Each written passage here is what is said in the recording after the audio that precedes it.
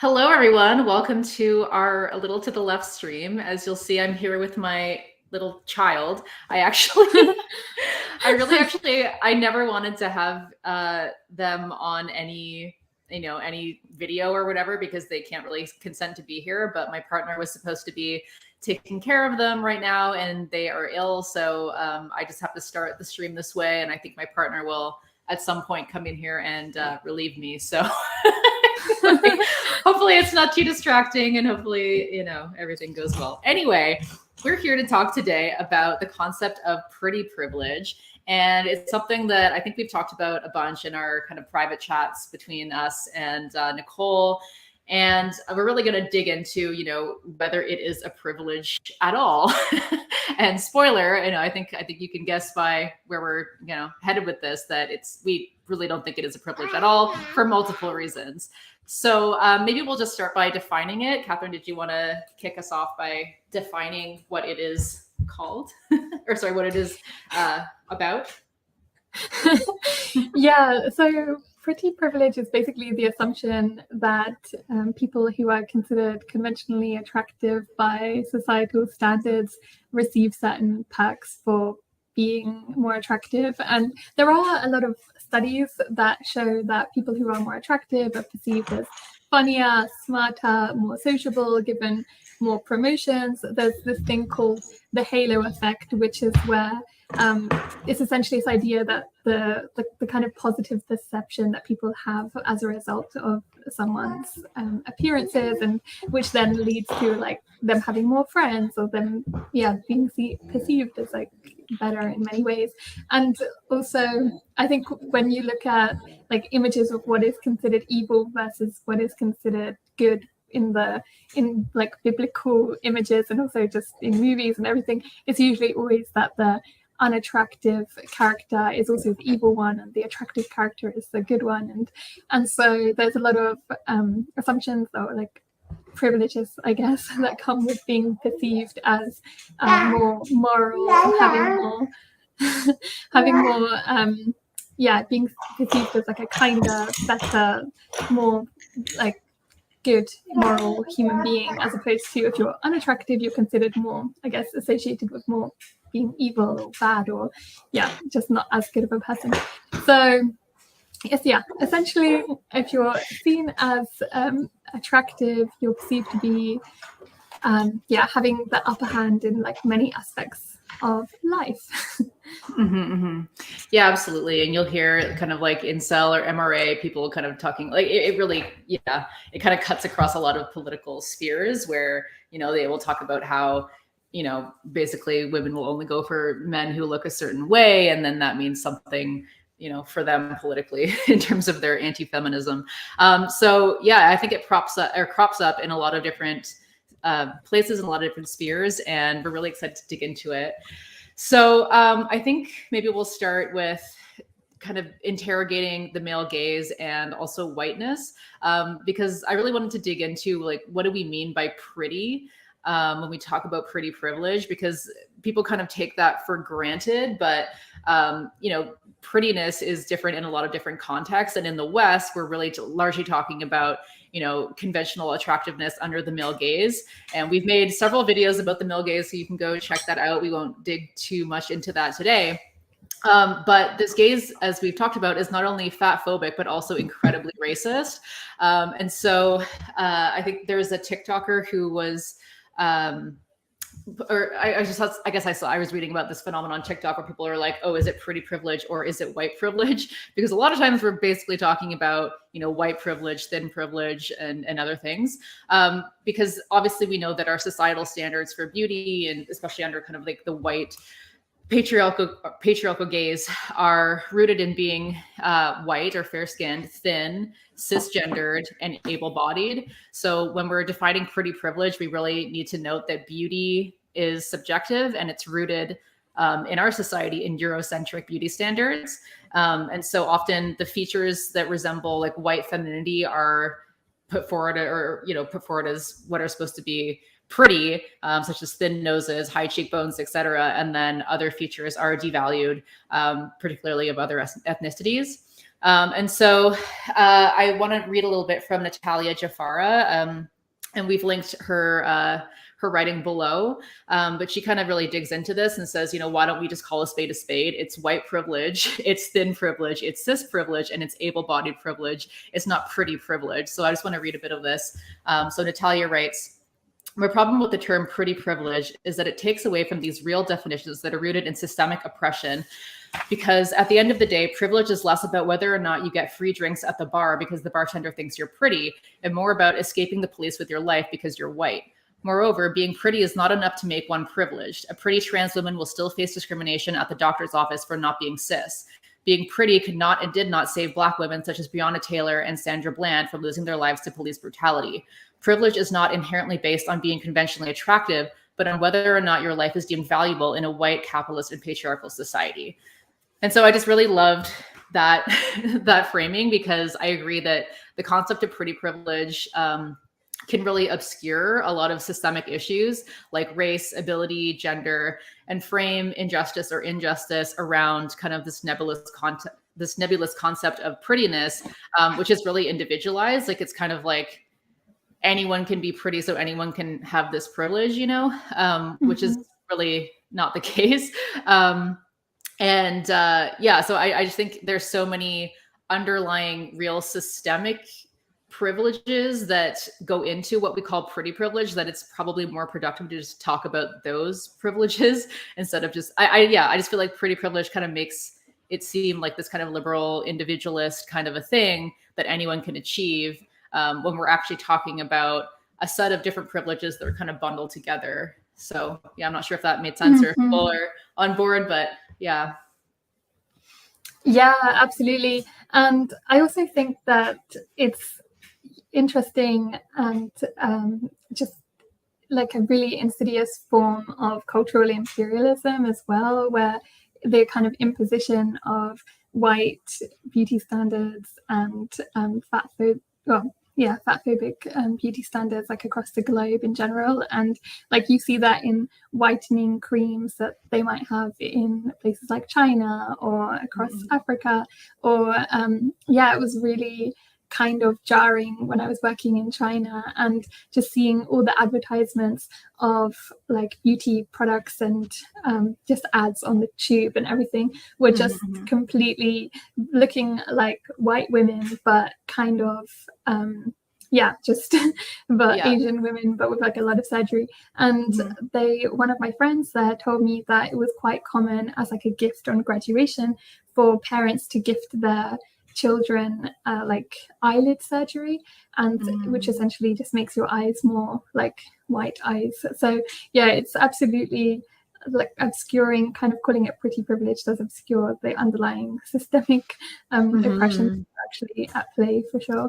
Yeah, I had the same experience when I spent a lot of time in Thailand for my master's and PhD. And yeah, I was like really floored by a lot of the advertisements and the products that were being promoted. And it would be like people that just had like, I mean, whiter than white skin, like on these billboards. And I was like, my skin is not even remotely that white, and I couldn't find, like, I just wanted like some lotion or whatever. I couldn't find any that didn't have skin whitening in it. And I was like, I'm here to get a tan. I don't want to, I don't want whitening. But like people didn't really understand that. They're like, no, why would you want to darken? It was just, to me, like the colorism was just so intense, but it was just really taken for granted.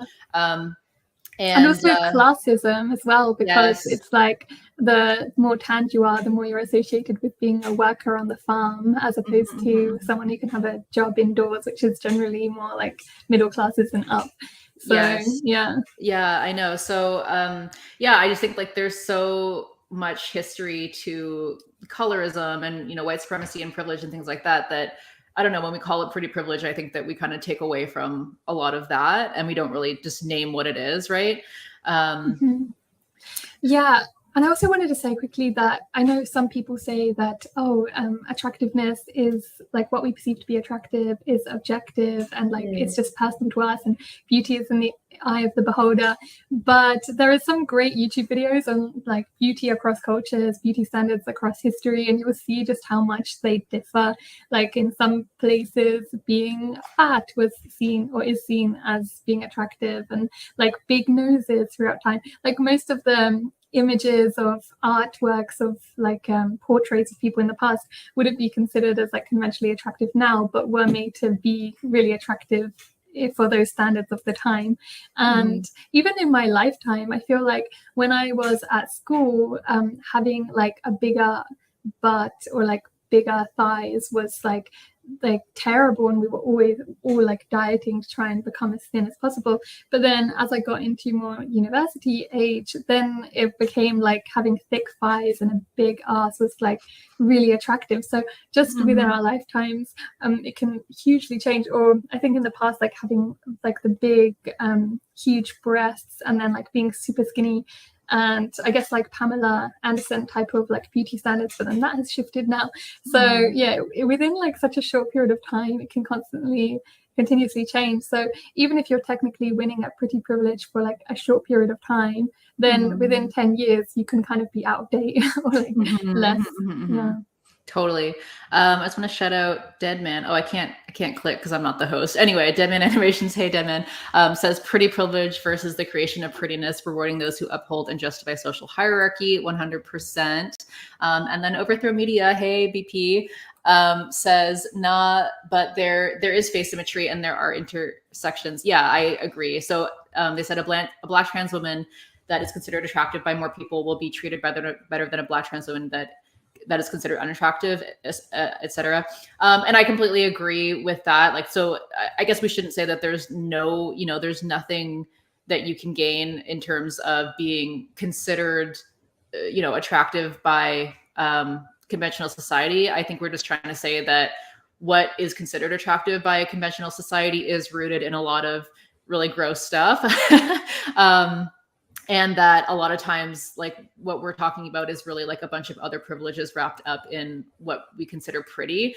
So for example, I think like a black trans woman who like passes more as cisgender will be treated better than a black trans woman who doesn't. But I think that's more like passing, like that's more related to cis privilege perhaps than it is to necessarily pretty privilege. I just think like there's a lot of underlying privileges that make up what we're talking about that can get obscured if all we're talking about is prettiness and just kind of acting like that is just something that is like inherent in itself and isn't influenced by all these other things.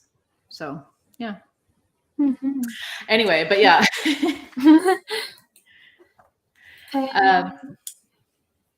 Yeah. So anyway, what you were saying about like it being changing and kind of just always in flux. I think ageism is also a big thing that's wrapped up in what we consider to be pretty privilege, right? And like what we consider pretty is often extremely youthful, if not like downright, pedophilic, which we've done a stream on.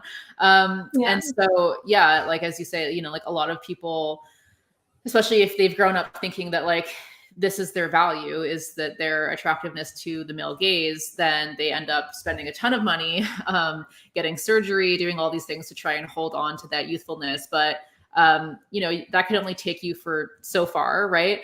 Someone actually commented on the stream that pretty privilege is the only privilege that fades with time, which is true. So it's like, yeah, in that sense, it's like, is it really a privilege if it's only something that is very temporal and then it's going to fade with time anyway? Sorry.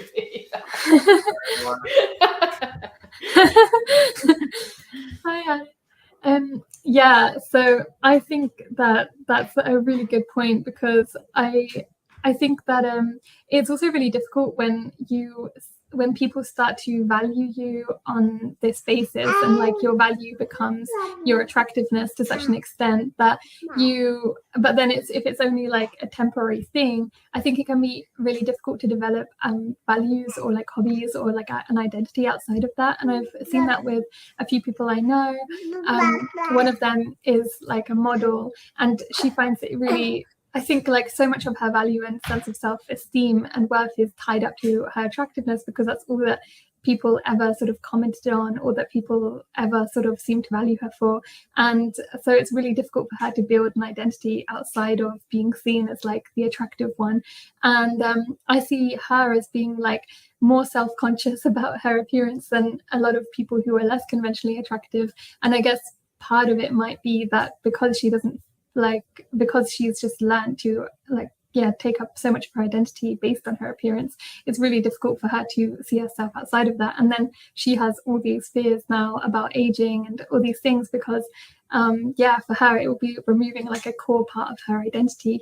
And I think that is again wrapped up in like the patriarchy and how much we teach women in particular to associate all their self-worth with how they look, and that's like your primary value in life, no matter what else that you possibly do.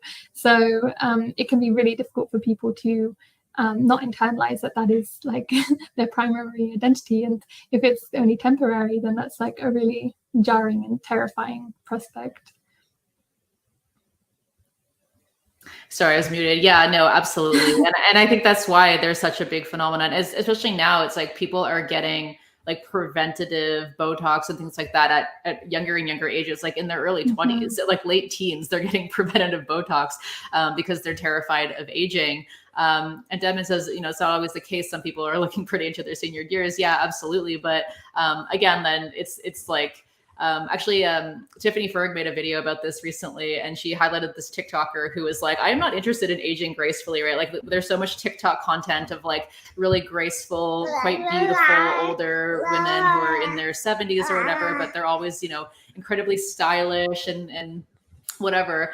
She was saying that like, all these teens are commenting that like, wow, you look like you still have societal value. That's amazing. I can't wait to age like that. And she was like, no, I don't want to age. I want to age completely ridiculously, eccentrically. Like I don't want to play into, it's still, because what Devin commented before, it's like, it's still just upholding, oh no, it's still just upholding, it's still just upholding these hierarchies. It's not moving away from them. Sorry, 1 second. No problem. Yeah, exactly. And it can be really, like, I've also had another friend that like her whole life she was always sort of complimented on the fact that she was really thin, and it actually led to her having an eating disorder to this day, because she said like she was just always that was like the main thing that people complimented her on, and she now just like finds it really difficult not to like continue to have this eating disorder because of how much like the societal value was placed on that. And I think like that's like a key thing that I guess we're trying to say, that that this pretty privilege is ultimately just a manifestation of the patriarchy, and it's not exactly you're not really winning if you're winning on patriarchal, capitalistic,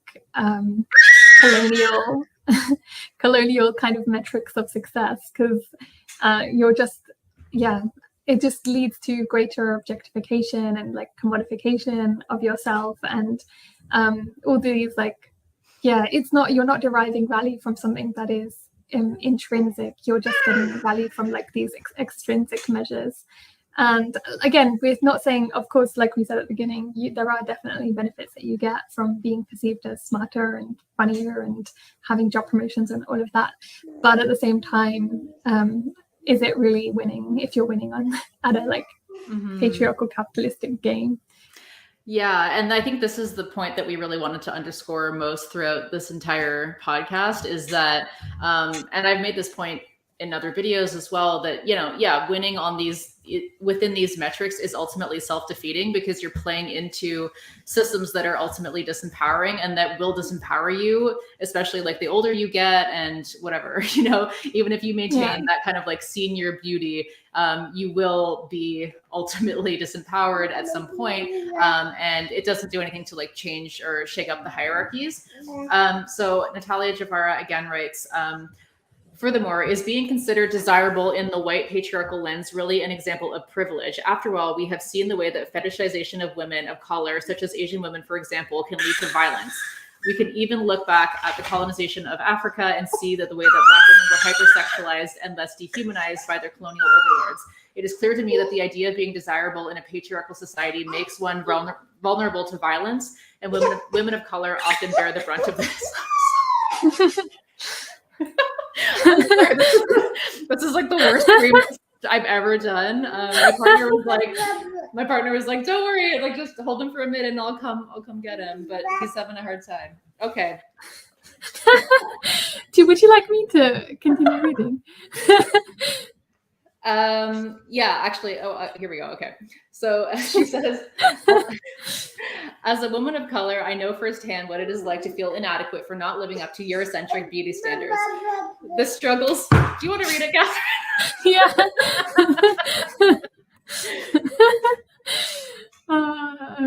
Okay.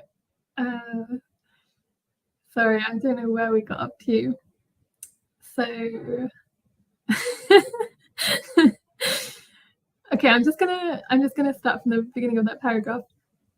As a woman of color, I know firsthand what it is like to feel inadequate for not living up to Eurocentric beauty standards.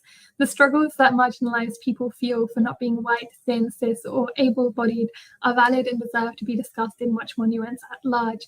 But we cannot and should not whittle examples of systemic oppression down to pretty privilege. Although I can see the connection between the idea of pretty privilege to desirability politics, privilege on its own has to be evaluated on an institutional level rather than an individual one. Yes, absolutely. Yeah. And so you're right, like climbing up the hierarchy of desirability under the system does nothing to actually address that hierarchy. And so everyone at the bottom of the hierarchy is still going to be oppressed by this. And ultimately it is going to be self-defeating because you're playing into a system that dehumanizes you. You're playing into your own objectification. Thank you all for this baby chaos appreciation. You're doing a great job, Mexie. I'm so impressed, honestly, how you can juggle so many things at once. You're happy you're doing this? Anyway, so yeah, you're ultimately playing into a system that objectifies you and dehumanizes you, right? So anyway, I really want to hammer this point home. So Emily Ratajkowski, who I think most people know, she's a very famous model. And she was sexually assaulted by Robin Thicke in that video of his, Blurred Lines. The song, super catchy, but if you actually listen to the lyrics, it's basically about like rape, like date rape. It's a horrible song. This guy, anyway, grosses me out. And the video, he just had a bunch of models topless, like dancing around him, and she was one of them. And he assaulted her in front of everyone. He like grabbed her boobs. And so she wrote a book called My Body. And she had some extremely poignant quotes in there, and I just want to read some of them. So one of them is, in my early 20s, it had never occurred to me that the women who gained their power from beauty were indebted to the men whose desire granted them that power in the first place. Those men were the ones in control, not the women the world fawned over. Facing the reality of the dynamics at play would have meant admitting how limited my power really was, how limited any woman's power is when she survives and even succeeds in the world as a thing to be looked at. Mm-hmm. Sorry, what's the rest of the quote here?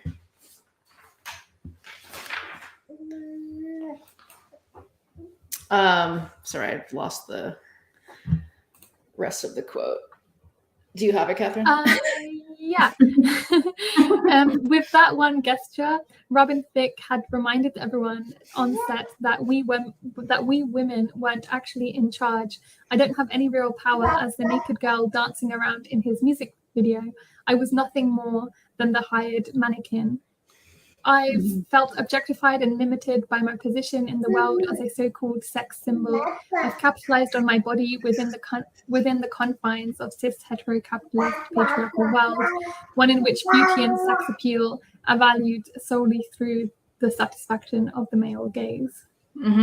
So I was like, damn, those are incredibly poignant quotes coming from somebody who's really at the top of this industry. And I think it's so important because, yeah, we're really fed this idea over and over that like, it's empowerment, it's empowerment, it's empowerment. And like individual people can feel individually empowered by that because yes, if you do like, play into the male gaze or you're celebrated for being beautiful under these systems, then you will get money, you will get attention, and that can be something that feels good and like securing for somebody. I mean, we're all out here trying to survive under patriarchy and capitalism. So making money is no small thing. So if you're getting money, you're getting attention. Like, of course, it feels like securing in a way to be, celebrated for this and to be making money because of your appearance.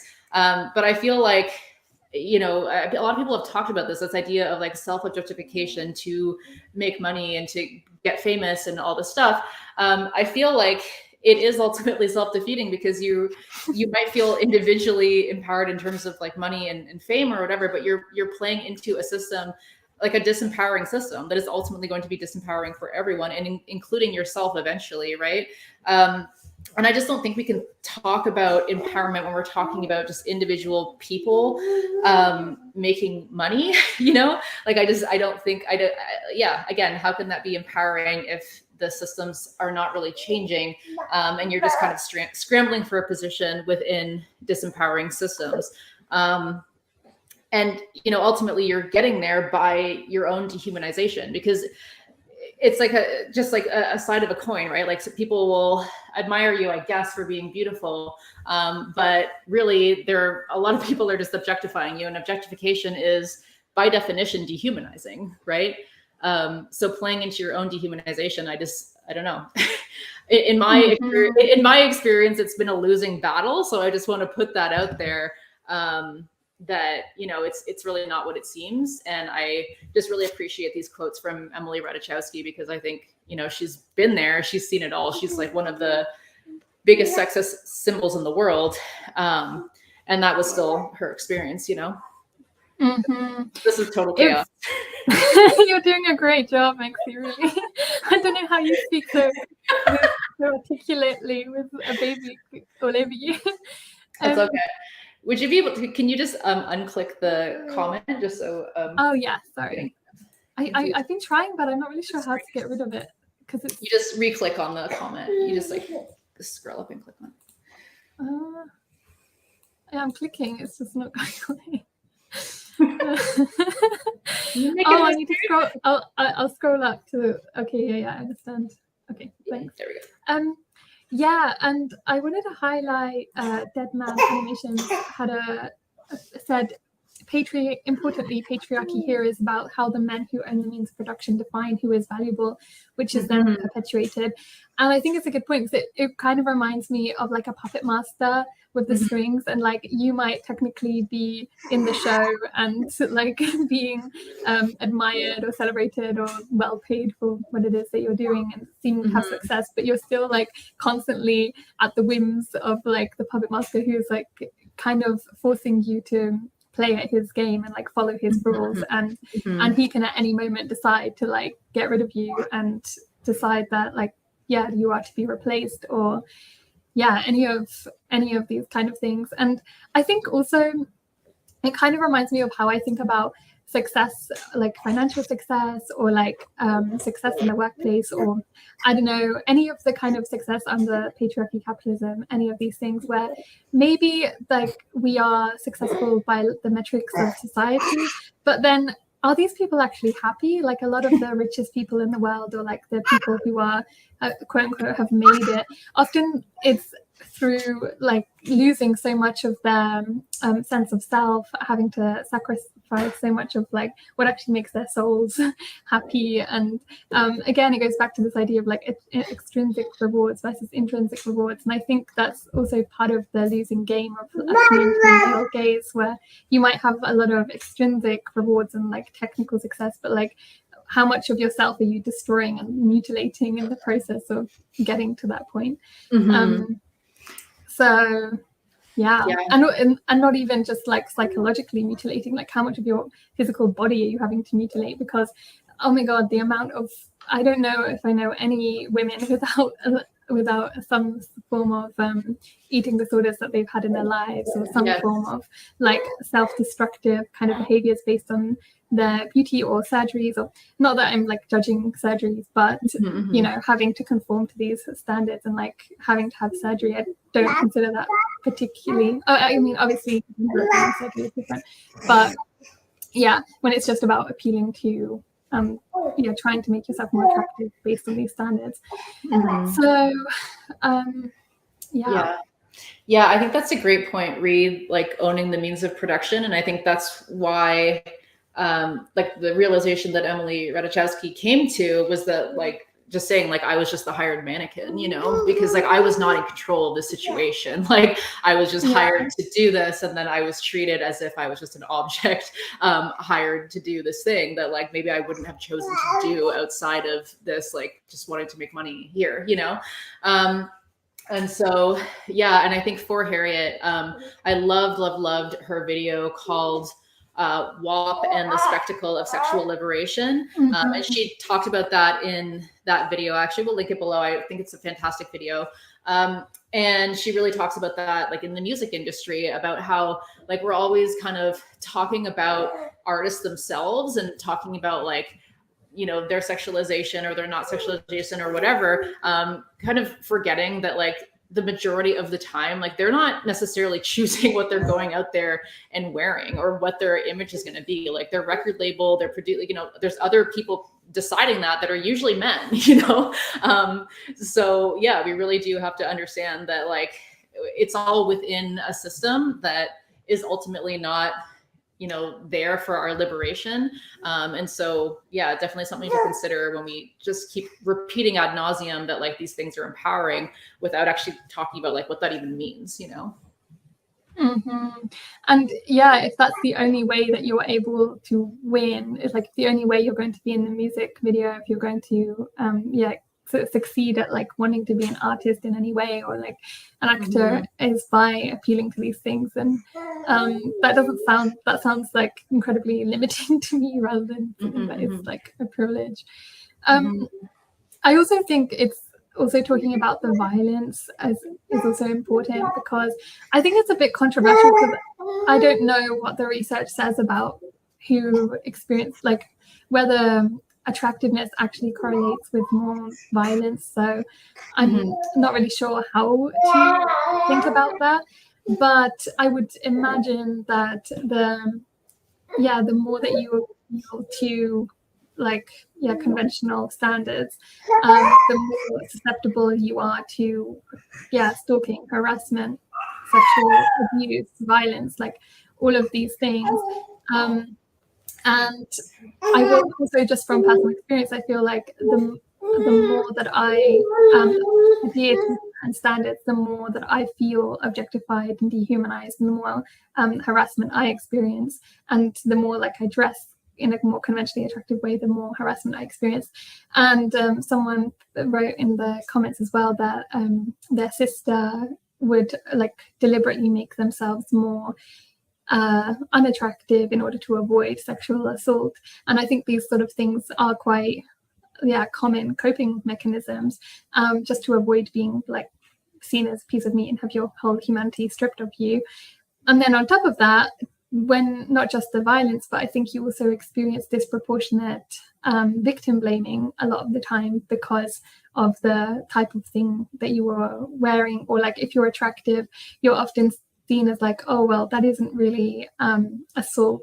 I saw one of the commentators on a video I watched about Pretty Privilege saying that they like, she and her friends were sharing experiences of being like the assaults that they'd experienced in their lives, and it went around in a circle and everyone was like validated, and then it got around to her expressing what she experienced, and one of the other women was like, oh well, that just sounds like a pretty person problem, and then the rest of them laughed, and she said she was like absolutely devastated.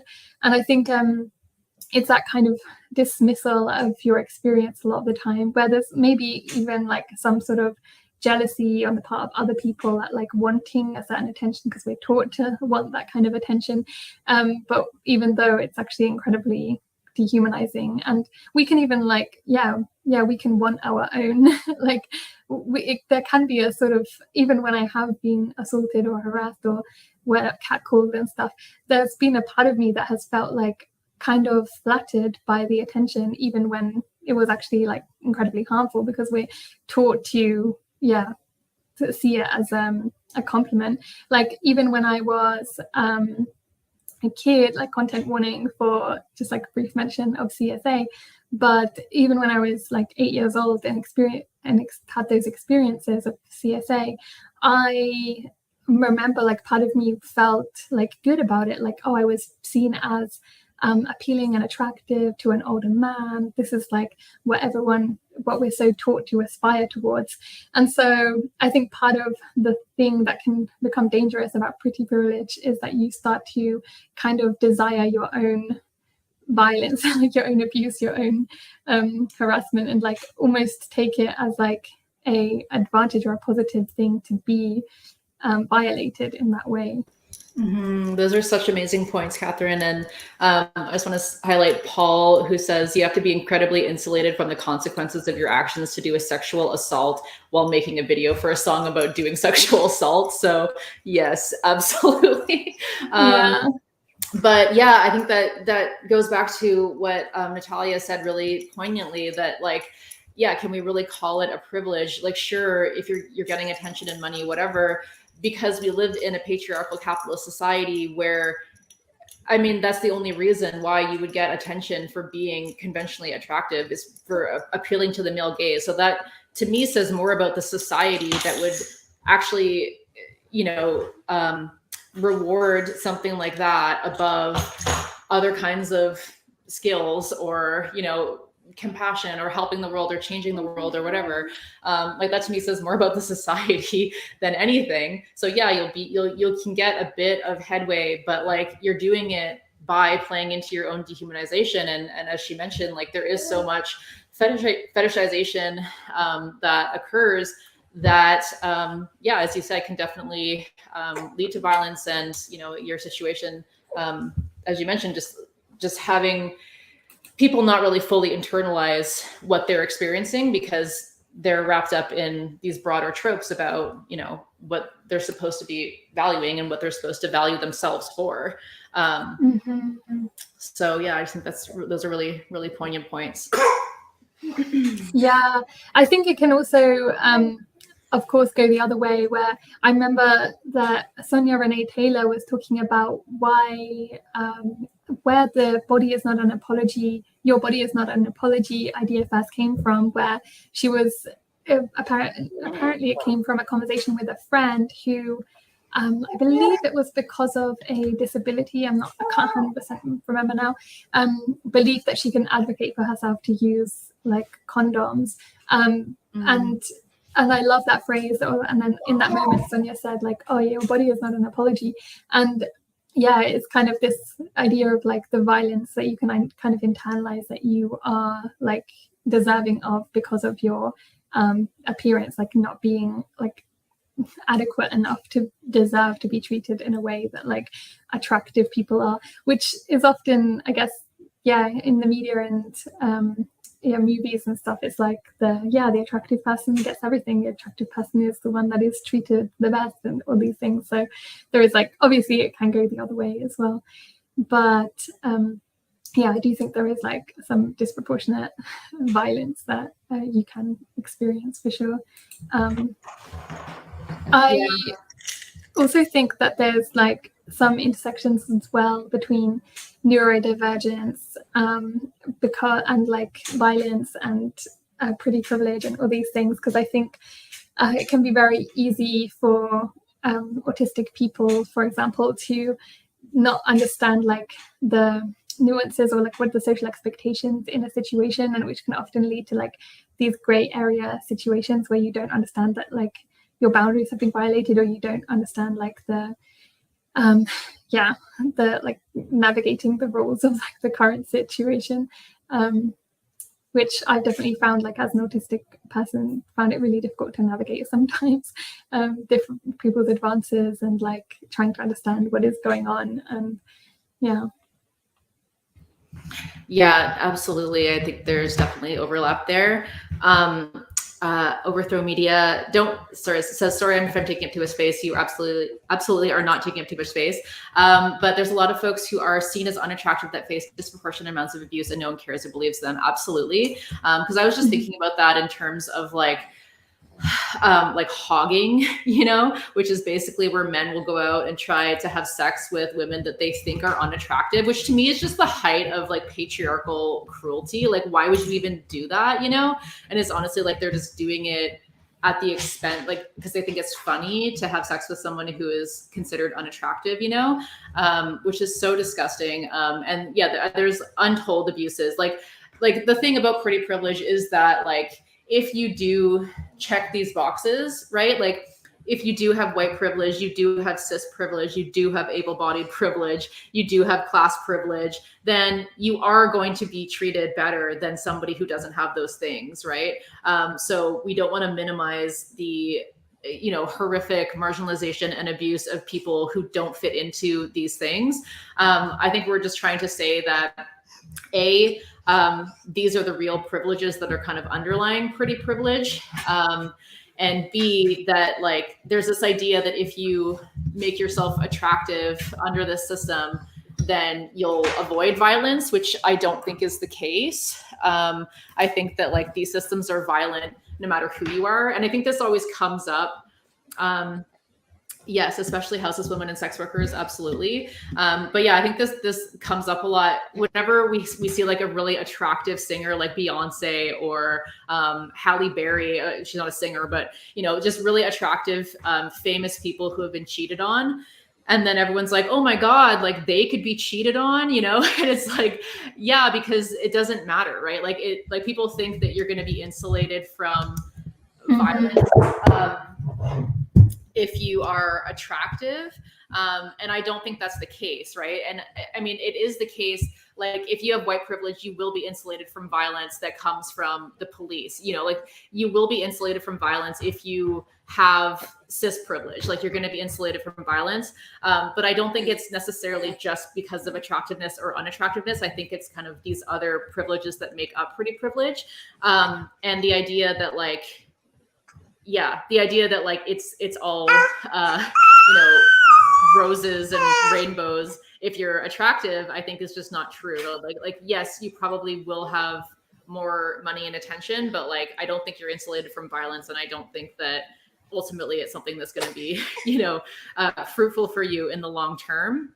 But we really should, like, I really don't want to minimize that. Absolutely. Like if you don't have white privilege, thin privilege, cis privilege, able-bodied, like if you don't have all the things that make up conventional prettiness and pretty privilege, then absolutely, like, there are definite advantages to all those things. And like, there's definitely disadvantages to not having them. So I don't want it to seem like we're saying that there's no privilege that could be associated with this, or there's no benefit.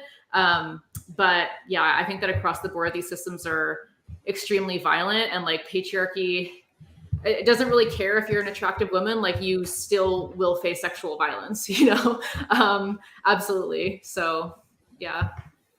Yeah, I definitely think it's important, like you said, to underscore that we of course, there are many privileges that come from like fitting into those categories, and we don't want to minimize that or say that it's worse for people who experience pretty privilege. But just to add some nuance to the conversation, because I think generally it's largely talked about as like pretty privilege being a privilege, but we're just trying to add some nuance as to like why that isn't not necessarily always the case. And like the downsides that come from like conforming to these systems, or like the value under these systems. Absolutely. So Nicole says, I was the target of a few stalkers and pedos when I was young, and was often told that boys and men just couldn't help themselves because I was pretty. But then we see how horrendously victims are treated when they are not considered conventionally attractive. It's all a function to excuse rape and the patriarchy. So it's like, that's I guess our point. Like, it doesn't matter if you're attractive or unattractive. They will use either one to excuse rape culture. Like, they will use either one to excuse violence towards you, and you will not be insulated from violence because you're attractive. Like, Yeah. Mm-hmm. Yeah, exactly that. I think it's like, yeah, you're just, yeah, it's just that you're not insulated from violence because you're attractive. I think is a really, yeah, a really good way of putting it. I had a similar experience where a therapist basically told me that I was talking about feeling I had been groomed multiple times when I was a kid. And she made a comment about how I had blonde hair and blue eyes and a like porcelain skin, and I looked like a doll. So like probably when I was younger, I was looking like having these kind of like appearances that would mean that it was kind of, she was basically excusing these actions, like, oh, it was understandable like why these people acted like this with you. And again, it's just like using these kind of factors of what is perceived to be attractive or cute or whatever as like excusing what has happened to you, and just like yeah, exactly. So yeah, like whatever it is, like it will be used to just excuse the rape culture and further patriarchy. Nicole says, I'm much less attractive now and generally feel invisible and therefore more safe from men, but also know that I'd have a harder time being believed if something happened. And I do feel like I have fewer economic opportunities, which makes me more vulnerable in a different way. So yeah, I think we're just saying that like things that people think are winning under these systems are just not winning. You know, it's just playing into the same systems that are shitty for everyone, just to different degrees. And so like aspiring, like I understand why people would aspire to be pretty, or who would, I mean, I had an eating disorder for 10 years. I talked about like things that I did to try to be beautiful and like, you know, avoid aging and stay beautiful and whatever. But yeah, I mean, ultimately that just took such an incredible toll on my physical health and my mental health. And yeah, I mean, it didn't do anything to disturb the hierarchy. It was just me trying to clamber for a position within it. But like, which was ultimately always, you know, self-defeating. And I did face violence and I did face like, you know, a lot of shit. Nicole is just like, they'll use whatever to excuse patriarchy, white supremacy, and rape culture. Yeah, and I think it's also interesting about the economic advantages as well, because I do think like the studies show that if you're seen as attractive, you're given more more jobs and more raises and things like that.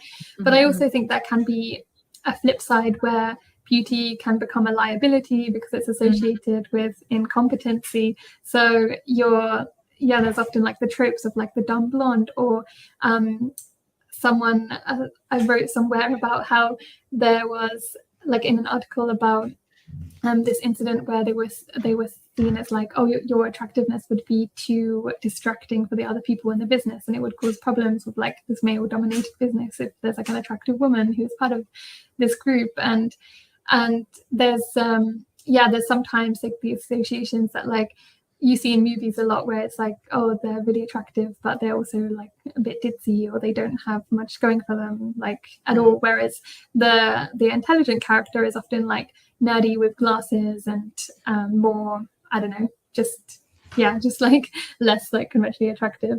And there is like studies on like the belief in intelligence correlating with like less conventional attractiveness, or even like breast size. Like the bigger your breasts are, the less intelligent you are seen, but obviously the bigger your breasts, the more conventionally attractive that is, generally speaking.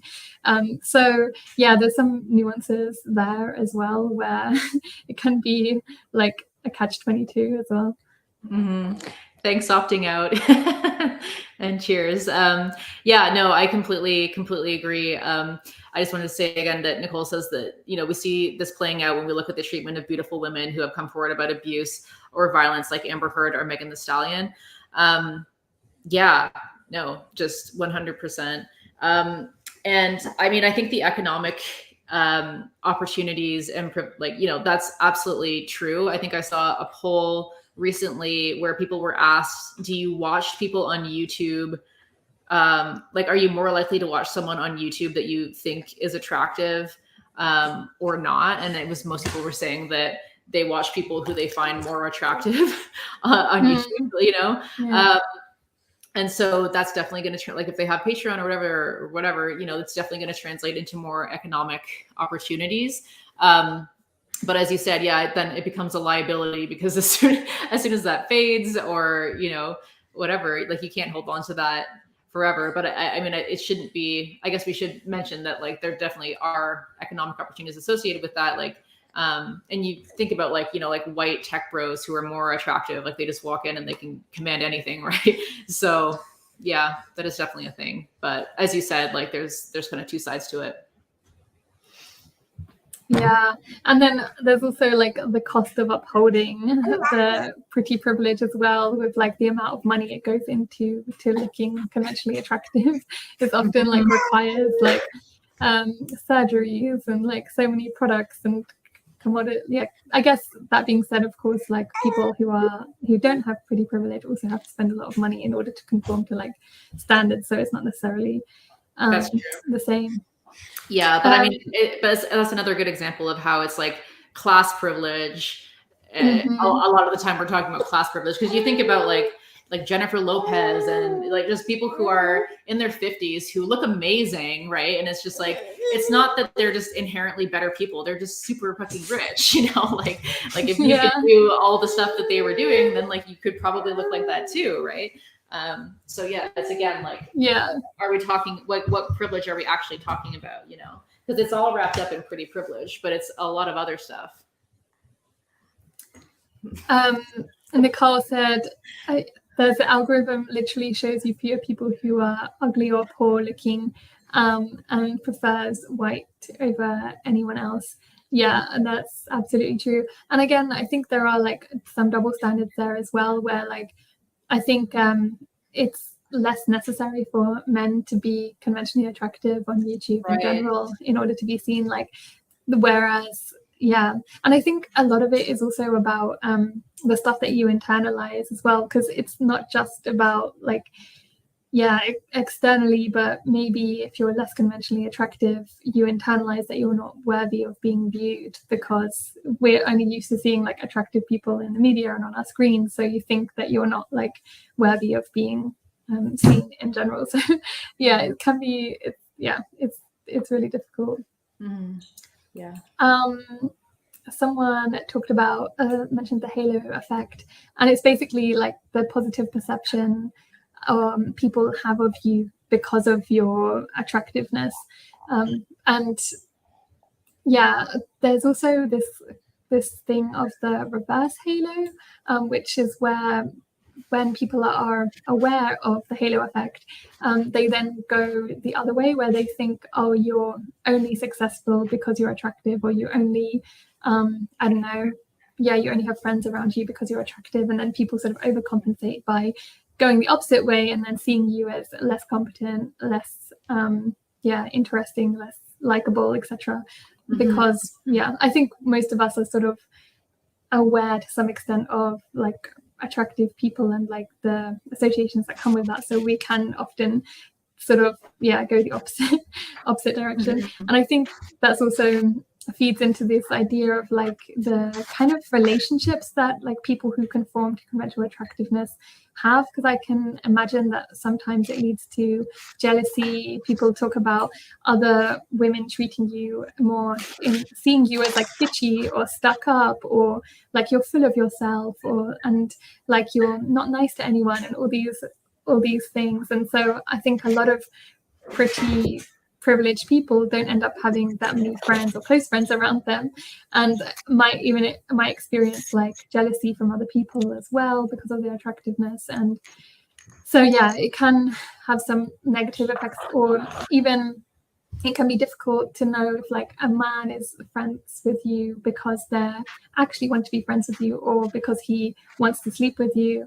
And it can be difficult to form like meaningful like friendships as a result. Yeah, I mean, growing up, I felt like it was always like a difficult line to walk, where like I felt that I was like my intelligence was devalued because I was a woman in a lot of situations, and it was like I had to kind of play this weird game where it's like I knew that I wanted to try to fit into societal standards, because if I didn't, then I wasn't listened to at all. But when I did do that, I was perhaps listened to, but like discredited more, and it was just a really kind of fine balance to walk. Ultimately, I did just internalize so much of just that, like, I wasn't worthy if I didn't fit into these standards, that like I forced myself to fit into them.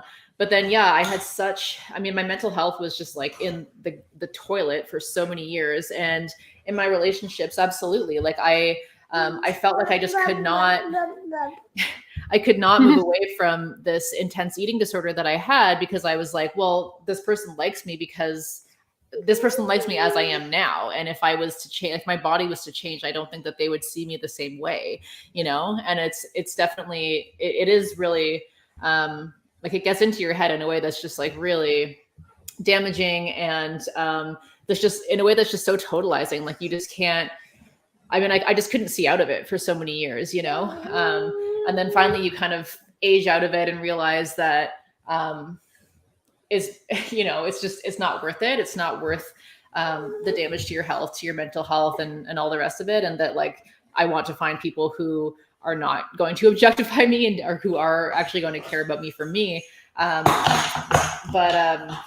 Yeah, I just think it's definitely kind of a fine line of, trying to fit into the standards, and then,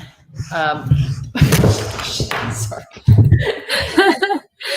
Trying to fit into the standards, but then trying to minimize the negative effects of fitting into those standards. Because yes, you will be discredited, you will be objectified, you will be, so again, it's like you're winning in some ways and then losing in a whole bunch of others that feel really bad.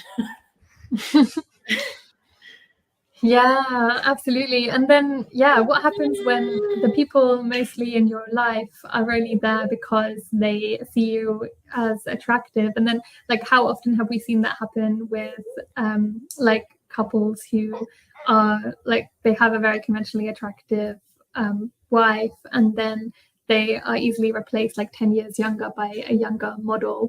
And so, like, this thing that was supposed to give them safety and security via their, like, appearance then end up not giving them that safety and security, because they could easily be replaced at some point by someone who, like, another version of themselves. So basing so many of your relationships around this thing of like conforming to a certain standard and like having the people around you be around you because of that, it's like a losing game. And it's also just like really dehumanizing if you don't know if someone really likes you for you, if they only like you because of your body, or if they are listening to you because they like want to hear what you're saying, or they're only pretending to listen because they want to get in your pants, basically. And I think there's also a certain sort of idealization that a lot of people have of someone that they consider to be conventionally attractive, because they put you into this box of seeing you as like the perfect woman, or like their fantasy. And then when you turn out to have more of a personality, or if you turn out to not conform to like their idea of like that idealization, then it can often lead to like disappointment and then rejection further down the line, which is also like a really painful thing to constantly be put on a pedestal, but then like quickly removed from that pedestal at the same time. And then, as you said, like, we're taught to value our own objectification. So like you're taught to value people who treat you that way, even though it's really quite dehumanizing, as you said. It's like what you were saying in the beginning about the kind of incel men's rights kind of statements around attractive, like, oh, women only like men who are super attractive. And it's like, okay, but why are we taught to value men who are trash, who like make us objectified and dehumanized? And why is that what we associate love and care and like healthy relationships to be? And also like as if it doesn't go both ways, like as if that's not the standard in the other direction as well, right? M says all options you have are just shitty. And you just try to pick the lesser evil, but without really knowing what that what is what, you know. But yeah, and Bill said I've had some cause for self-reflection on this. I'd be interested to learn more about that. But yeah, I was just thinking, like, even just to reflect on, like, do you do that? Like, do you watch people on YouTube or Instagram or whatever that you find attractive, but otherwise maybe what they're saying is fine, but like, do you watch people that you find attractive more than you watch people who maybe you're not super attracted to, you know?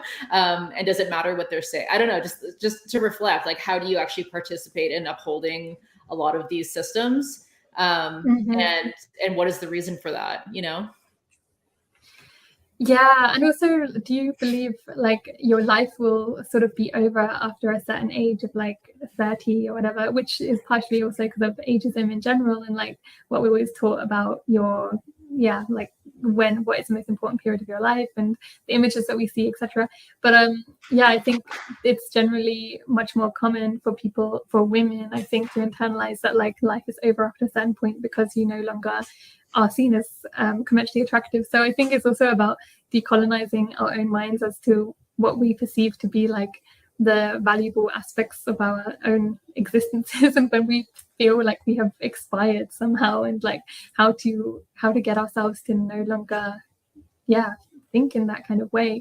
And like also, what do we ourselves base our value on? Like, how much are we basing our own value on our appearance, and how much are we still trying to conform to these like nebulous like external like metrics of success in terms of appearance or other things? And how can we like challenge ourselves on that? Obviously not to blame ourselves, because it's not our fault that we've been indoctrinated into these mindsets, but to what extent can we challenge ourselves on that and like find other things to base our sense of like worth and value on that are more intrinsic and less painful in the long run? No, absolutely. Yeah, I was listening to Maisie Hill was talking about how a lot of her clients over 40 will talk about how they actually love being that age and kind of getting into their 50s and whatnot, because they feel like they're aging out of the male gaze. And so there's just a lot less. I mean, as Nicole mentioned, there's some security that comes with that, because you feel like you're not as vulnerable to threats from men, although I think everyone is vulnerable to threats of sexual violence, no matter what they look like. But yeah, there's more of a security in feeling, I guess, more safe in that way, and then also just so much less pressure, feeling like you have to live up to those standards anymore. So I'm kind of like, that's great, you know. But as you mentioned, I wish that I could have spent my 20s feeling that security and feeling like not feeling that pressure, you know. And I mean, obviously I was just in a mental place that like that's what it was. But I just hope for everyone else that they can kind of like, I guess, hear our experiences and our jadedness and kind of take that from an early age and be like, yeah, I'm not even going to go there. Like, I'm not even going to play into this because we truly don't need to. I think I made the point in the body image video that I made that like, it would be so much better for everyone if we just united to smash these systems instead of just kind of competing with one another to clamber for a higher position in the hierarchy, which like ultimately still defeats us all. Yeah, he's finally falling asleep, so that's nice. Yeah, I also wanted to mention like how familial trauma can feed into this as well. There was a really interesting YouTube video by Daniel something, who's like an ex-therapist, and he talks about some like how a lot of his clients who were attractive would who had like a lot of pretty privilege would come into like his office and talk about how there was this like conforming to these like attractiveness standards caused them so many like familial issues, where they either it would be like the dad would somehow in some way be attracted to their child, not necessarily in like explicitly like a pedophile kind of way, but in the sense of they're seeing their daughter in a different light now that like starting to develop in a certain way or look a certain way. And so that can then lead to them distancing themselves from their child and like pulling away, which you then as a child perceive as a rejection. And that can lead to a lot of like anxious kind of like attachment styles as you grow up, because you're not understanding where that sense of like rejection comes from. And I think this is actually much more common than we think, like this kind of sexualization of your own child without like it necessarily being in a way that like is explicitly violent. So it either can lead to this kind of like idealization of the child and like acting in ways or commenting in ways that are inappropriate, which I've like a lot of people I know have experienced that, where their dads have commented in ways on their bodies that they didn't feel comfortable with, but their dads weren't like outright creeps, but it was just kind of a byproduct of their appearances in some ways. But of course, regardless of what you look like, you can still experience this from your parental figures. A lot of it depends on like the kind of parents you have. But I do think there is also this phenomenon of mother jealousy that can come about, because obviously our mothers, after years and years of like living under the patriarchy, they also have internalized this stuff. They also have a lot of trauma around this stuff. And then a lot of the time they can start to develop a sense of jealousy as they're beginning to quote unquote expire, because they're no longer seen as conventionally attractive after the age of 40 or whatever. Then their child starts to be coming into their own in terms of their appearance, and is now having value based on these things. And that can lead to a lot of like jealousy, or it can lead to them putting their child on this pedestal and valorizing them, and or like lifting them up above all the other or your siblings. And so they can, anyway, this therapist was saying there's like all these like subtle dynamics that can be at play, where it can actually lead to these like incredibly toxic kind of forms of attachment with your family. And then of course, if your parents are then reinforcing seeing you based on your appearance as well, then that again feeds into you throughout society, like throughout the rest of your life, valuing yourself based on that, or hating yourself based on that, or kind of associating any relationship with other women based on a sense of like jealousy or toxicity or whatever. And I've had that again, it's a thing that I hear quite commonly, of this sense of competition between mother and daughter. Like my mom would always weigh me and then weigh herself and be really proud that she weighed less than me, or there's always this kind of like rivalry around like oh, how do you look compared to me, and like, and this there's a lot of like dynamics that kind of can be at play, which can feed into familial trauma. Mm-hmm. Yeah, I'm glad that you brought all of this up, and a lot of people in the chat are agreeing and saying that they definitely experienced this. And I agree. I know a lot of people who have parents who were very invested in having attractive daughters. Not like they don't really care. They don't really care about the sons. I would say, I mean, I agree. I think that that's something some people in my family as well, right? And it's so interesting. It's like, they're not invested in having attractive sons. They don't really care. But having an attractive daughter is like some kind of, honor or something like that, right? Which is extremely messed up. Mm-hmm. Yeah, absolutely. So I think we basically covered, or at least I've covered everything. Amazing. Yeah. I've like absolutely loved the chat this entire stream. It's been great. And thank you all for putting up with this ridiculous baby chaos. I guess it is cute now that it's just totally passed out on my chest. I just noticed that oh, that's so cute. Yeah. I love how they're like face planted, like face bursts. I know. Oh, anyway, I was absolutely not expecting, obviously, to have the baby during the stream, but my poor partner is super sick, obviously. So anyway, but let me just think, is there anything else we want to kind of cover before we leave off? JT said, I came to land and also got uplifted by the baby. That's good.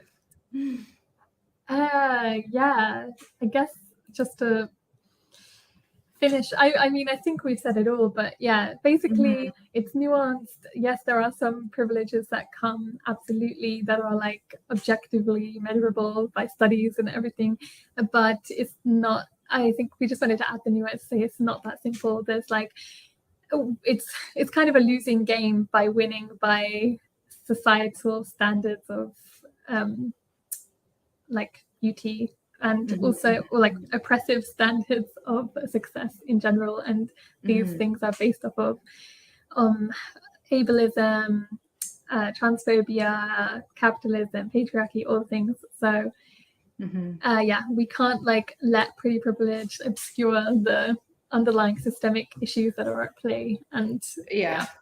Exactly, because then everyone's just going, I mean, everyone already does aspire, I think, in some way to be attractive, and meet these standards, right? But then it's just going to continue. Like people are just going to continue to aspire to these standards, to kind of like break themselves trying to meet these standards. And again, like it's not going to change anything. It's not going to shake up these systems. And you're going to find that you aren't like, it's not so privilege. Like you aren't going to insulate yourself from violence. You know, you're not going to insulate yourself from, you know, just a lot of this stuff. So what we need to do is smash the systems and not just keep clamoring for a better place within them. And I think that the concept of pretty privilege, because it obscures so many of these other very systemic issues and systemic privileges, makes it seem like we can just overcome that if we just become pretty enough. And a lot of us have tried. And, you know, it's just, it hasn't worked out well for anyone, I don't think. Even Emily Ratajkowski would say that it has not, you know, like it was not what she seemed, and she was not herself insulated from violence, right? And of course she's like super rich, so I mean, whatever. But yeah, I don't know. We just wanted to add some nuance to these conversations and to just point out that like it in and of itself isn't the privilege. The privilege is all the underlying privileges, but it's just, it all kind of comes together in what we consider prettiness, because that's like the pinnacle of a woman's value under patriarchy. Yeah, and now there's also this stuff coming out like who is that actress called who did that the Blue Lagoon? I don't know what her name is, but she made a documentary called Pretty Baby, I believe, and yeah, in it she talks about like her exploitation as a result of this being part of like pretty privilege. And then also the actress who did iCarly, I can never remember the names of anyone, but basically she also like the exploitation and like the conforming to these like standards of beauty and like the other ways in which she was exploited by her family and systemically. And then we put them on a pedestal and like, oh my god, look how beautiful and amazing they are, but actually they're being exploited and like by literal like pedophiles. And it's like, Jeanette McCurdy. Yeah, that's a great point. We didn't even talk. Like you think about like children who are put into like beauty pageants when they're like toddlers, you know what I mean?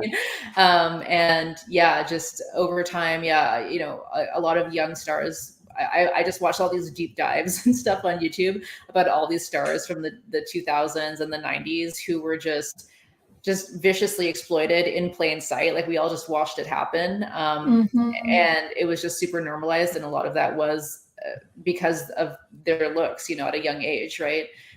So I agree. That's such a great point that we can clearly see that it leads to, you know, at times as much exploitation as privilege. Right. Yeah. And then Marilyn Monroe is also another example where like she's actually a great actress, but like the complete devaluation of any of her talent despite because of her appearance, but also like the suffering that like potentially could have led to her early death as well. And but that all getting like brushed under the carpet because she's so attractive, so she can't suffer, she can't be having a hard time, she's like the luckiest woman in the world. Totally. And then totally. Yeah, well, I think I better go and try Yeah. to put it down. Thank you everyone for bearing with me during this stream. I hope it was still enjoyable. Thanks everyone who's reacting positively. And thanks Kathrin for organizing. And yeah, looking forward to next month where I will be baby free and we'll be talking about eating disorders, which will be very close to home for all. Well, I guess Kathrin, actually, you won't be on that one, right? Yeah, so it'll be No. myself, Nicole, and Professor Flowers, and it'll be very close to home for all of us. Mexie, thank you so much for doing this despite having the baby with you. Yes. And yeah, I know I said it so many times, but you've done such a good job. And Oh, thank you. Thanks, everybody. Yes. Thank you, everyone, for coming. Bye. Bye.